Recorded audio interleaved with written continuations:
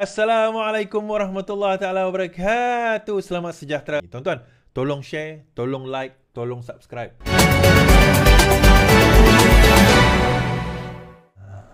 Membawa saya kepada cerita yang saya nak bawa pada hari ini, iaitu berkenaan dengan interview MP Bukit Gantang. Kita ambil sedikit.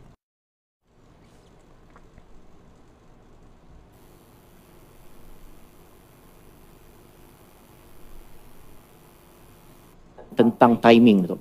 Sebenarnya yang tajuk Sinar Live pada petang ini ialah kenapa sekarang.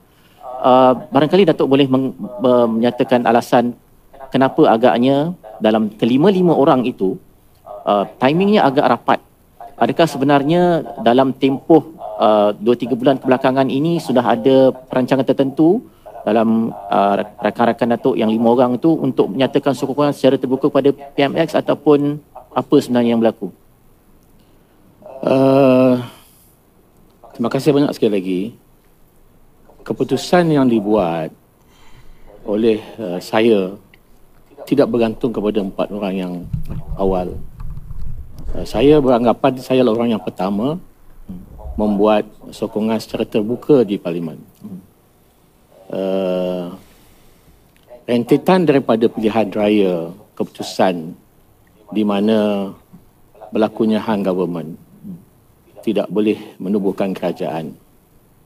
Saya sebagai ahli parti yang menang dalam pilihan raya sama-sama berusaha untuk menubuhkan kerajaan, di mana kita berusaha untuk meletakkan presiden, iaitu Tan Sri Mahyudin Yassin Paguh sebagai calon presiden dan calon Perdana Menteri. Tetapi beberapa hari berlalu, maka kita tidak berjaya walaupun disebut ada numbers yang cukup.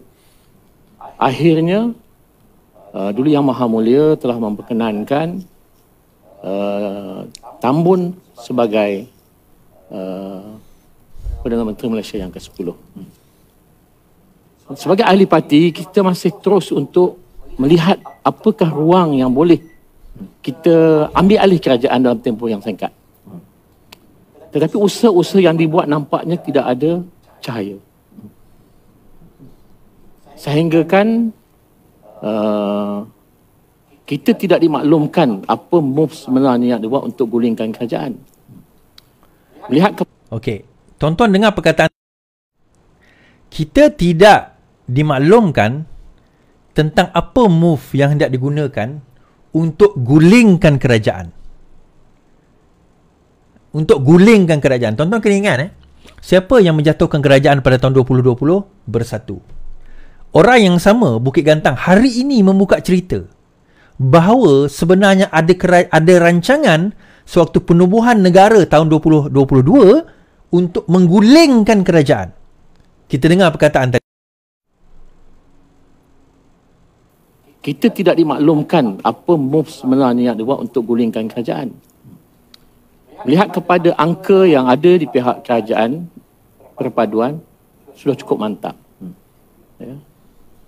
Dan bila saya sebagai ahli parlimen mewakili parti satu perkara, mewakili pengundi dan rakyat satu perkara yang lain, saya telah beri cukup masa yang cukup kepada pucuk pimpinan untuk membuat usaha-usaha mengambil alih kerajaan. Tetapi nyata tidak berjaya.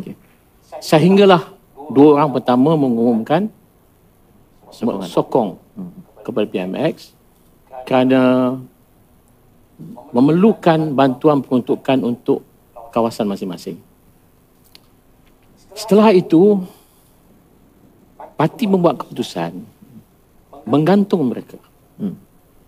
Ini menyebabkan saya tak puas hati. Saya bercakap dalam mesyuarat bahawa mereka tak perlu digantung. Sebab mereka masih lagi ahli parti, hanya memberikan sokongan. Ya. Jadi dalam masa yang sama, saya pun memikirkan, saya selalu berfikir positif dan apa plan action. Plan A atau plan B.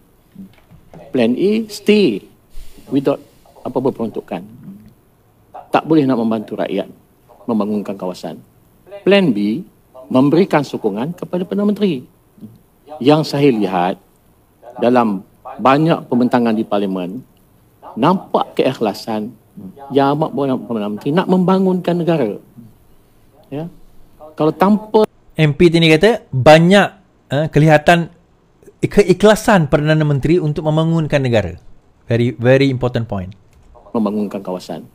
Plan B, memberikan sokongan kepada Perdana Menteri. Yang saya lihat dalam banyak pembentangan di Parlimen, nampak keikhlasan Yang Amat Perdana Menteri nak membangunkan negara.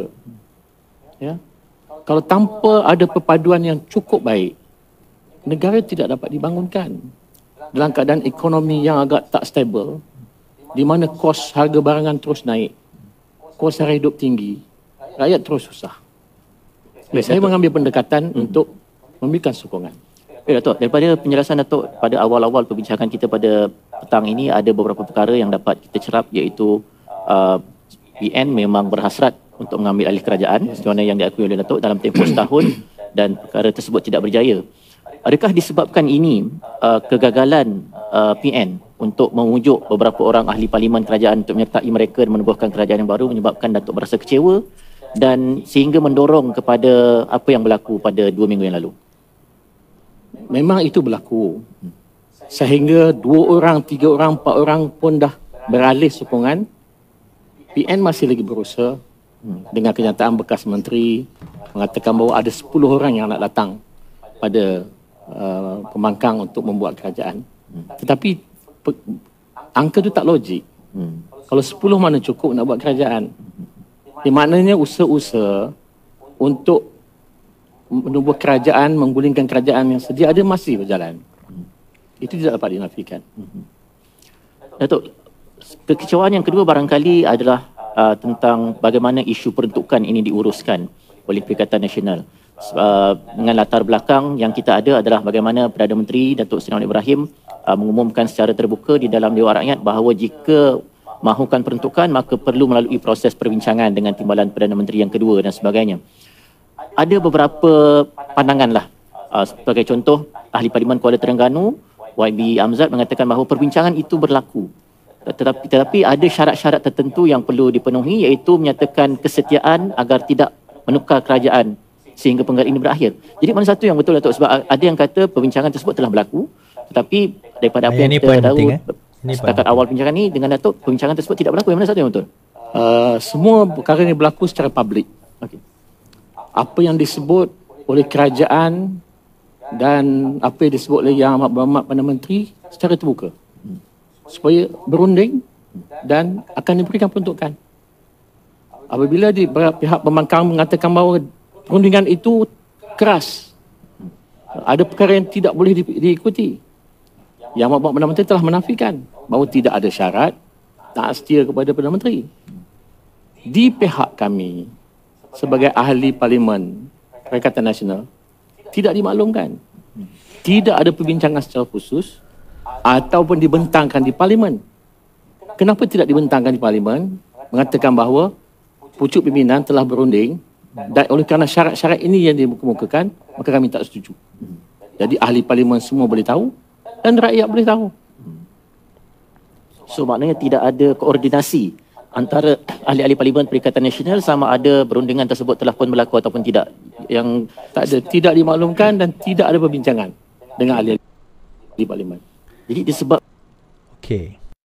Selebihnya tuan-tuan boleh tengok sendiri dekat Sinar 30 minit punya interview. Tapi poin yang saya nak bawa tadi, sebenarnya PMX sendiri mengatakan datang berunding. Okey, datang buat proposal, bentangkan, kita cerita apa yang kamu nak. Dan PMX tidak pernah kata kalau sekiranya kamu nak maka kena sokong saya sampai habis dengan. Tak ada. Datang je. Tetapi menurut kenyataan MP Bukit Gantang tadi, bahawa pembangkang tak pernah datang pun.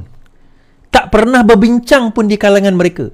Tak pernah bentang atau negotiate pun dengan kerajaan mengenai terma-terma. Dia mungkin tak perlu setuju pun. Okey, kita yang penting jumpa dulu, runding dulu. Okey, ni kerajaan, ini kami nak, ini term kamu. Apa term kamu? Okey, ini term saya, kerajaan pun bagi.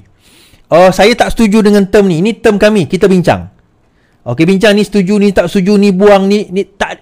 Masalahnya, proses itu pun tak berlaku. Sedangkan Perdana Menteri offer. Perdana Menteri offer kepada pembangkang, mehlah kita berbincang. Takkan Perdana Menteri yang mempunyai majoriti 150 kursi nak pergi menyeberang ke sana, panggil tarik seorang-seorang berbincang. Kamulah yang berada dekat bawah kena naik, buang ego dan kesombongan kamu demi rakyat, jumpa Perdana Menteri, bincang. Bukan kata suruh sokong, suruh bincang. Yang itu pun ahli Parlimen Bukit Gantang tadi kata tidak ada berlaku pun perbincangan.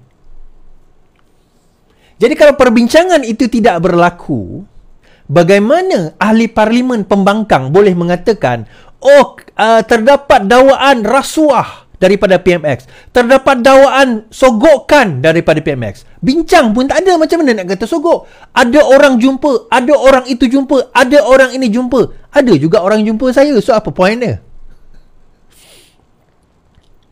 Ini semua alasan-alasan, tuan. Sebagaimana alasan yang bodoh viral itu tak nak debat dengan apa orang kata, dengan Rafizi. Dia bagilah alasan. Alasan Puteri Gunung Ledang ni saya panggil. Dia tak nak kahwin dengan Putera Raja, dengan Raja Melaka, dia buat macam-macam alasan. Sebenarnya dia tak nak kahwin. Tapi poinnya dekat sini adalah, itu saya kata tadi, pendedahan ini memberi kita gambaran bahawa sebenarnya tidak ada pun perbincangan. Tetapi mereka cerita macam seolah-olah bincang dah. Tetapi macam-macam terma diberikan sampai kami tak boleh nak setuju. Bincang pun tidak. Kerana apa, tuan-tuan? Kerana mereka masih yakin, bak kata MP Bukit Gantang tadi, 10 orang daripada kerajaan akan lompat. Cuma dia kata tak logik. Macam saya katalah, tak logik.